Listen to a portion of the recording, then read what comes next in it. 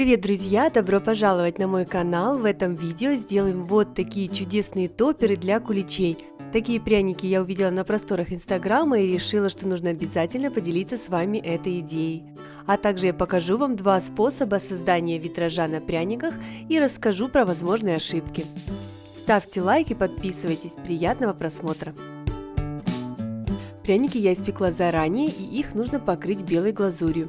Делаю контур и после заливаю глазурью в консистенции 15 секунд.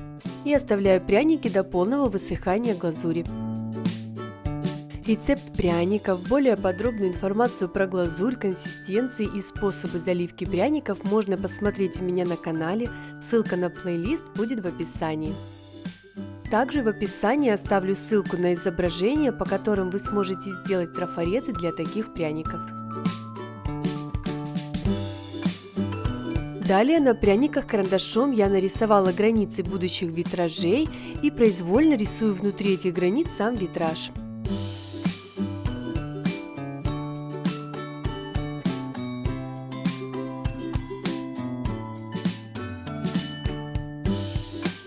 Границы витража рисую глазурью бежевого цвета в консистенции, как для надписи. Это густая консистенция, я про нее рассказывала в видео, где есть надписи на пряниках, например, в видео с открыткой к 23 февраля. Но я не рекомендую использовать глазурь такой консистенции, так как она слишком густая. Я ее использую, так как она была у меня готова, и я решила, что она подойдет. Лучше использовать глазурь в консистенции пайпинг, она более эластичная и мягкая. Далее в видео я расскажу об этом подробнее.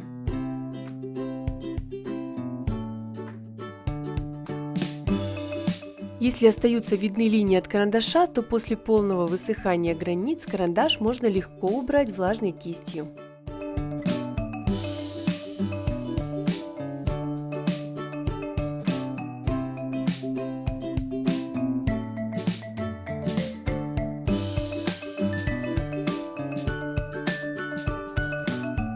Далее делаем смесь для витража. Для нее нам понадобится глюкозный сироп и водка. Их нужно смешать в пропорциях 1 к 1. У меня 2 ложки сиропа и 2 ложки водки соответственно. Водка самая обычная, без дополнительных привкусов. Тщательно перемешиваем до однородной консистенции. Консистенция должна получиться вот такая. Она не густая, но и не жидкая, немного тягучая, напоминает холодное подсолнечное масло, может немного гуще.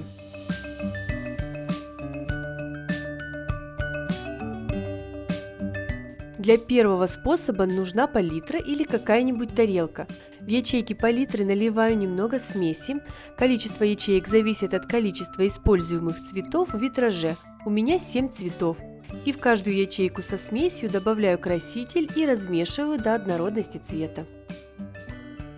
Я использую цвета желтый, оранжевый, розовый, красный, зеленый, голубой и сиреневый. Красители фирмы Криама. Красный у меня Топ Декор.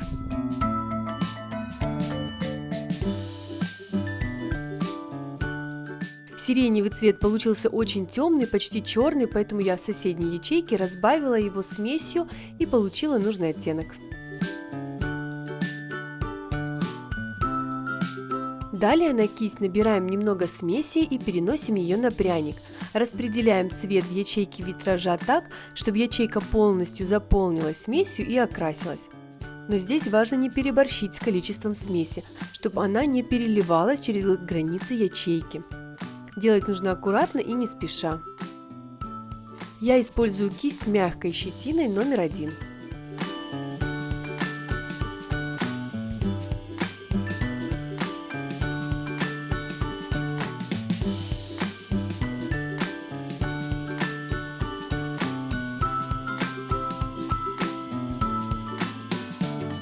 Цвета на витраже распределяю в произвольном порядке, тут нужно включить фантазию. У вас могут возникнуть вопросы насчет использования водки. Так вот, после высыхания весь спирт испарится и алкоголь на пряниках совершенно не останется. Можно спокойно употреблять в пищу даже детям.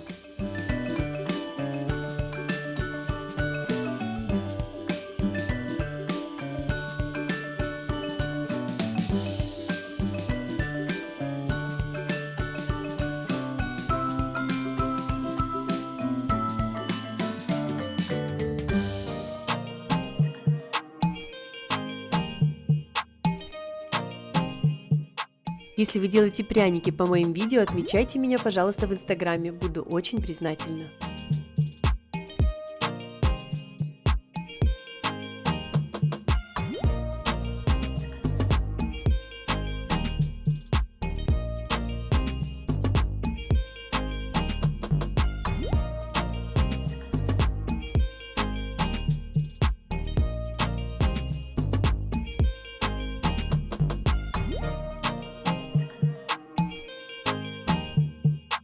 Как видите, на пряниках в некоторых местах смесь мигрировала и цвета смешались, получилось не очень красиво. Так может произойти, если положить слишком много смеси в ячейку и она перельется в соседнюю, или делать работу в спешке и неаккуратно, или, как в моем случае, из-за жесткости глазури. Линии легли неплотно на пряник и остались сквозные проемы, через которые смесь эмигрировала в гости к соседям, поэтому я рекомендую взять смесь более мягкой или эластичной консистенции для создания контуров и проследить, чтобы таких зазоров не было. Далее рассмотрим второй способ. Здесь сначала окрашиваем ячейки витража красителями. Красители можно разбавить водой или водкой. Затем витраж покрываем прозрачной смесью, которую мы ранее приготовили из глюкозного сиропа и водки. Красителям лучше дать полностью высохнуть, чтобы при покрытии смесью цвет не тянулся за кистью. Этот способ явно быстрее и проще, чем первый. Во втором случае цвет тоже мигрировал сквозь щели, несмотря на иной способ заливки витража. Отправляем пряники сушиться, я их оставила на подоконнике над батареей. Сохли они у меня ровно сутки и смесь полностью высохла. После высыхания смесь не липнет, она глянцевая и гладкая, напоминает стекло, как и должна. При сравнении мне больше нравится витраж, созданный первым способом. На мой взгляд, пряник выглядит намного красивее и интереснее. Но и второй способ достоин существования. Он проще и в зависимости от вкусов и целей его также можно использовать. Далее контуры витража покрываем кондурином. Для этого нужно развести порошок кондурина спиртом. Я использую крышечку от Киндера. Аккуратно окрашиваем тонкой кистью, чтобы не зацепить сами ячейки. Границы витража можно сделать черной глазурью, тогда покрывать кондурином их не нужно. Тоже выглядит очень эффектно.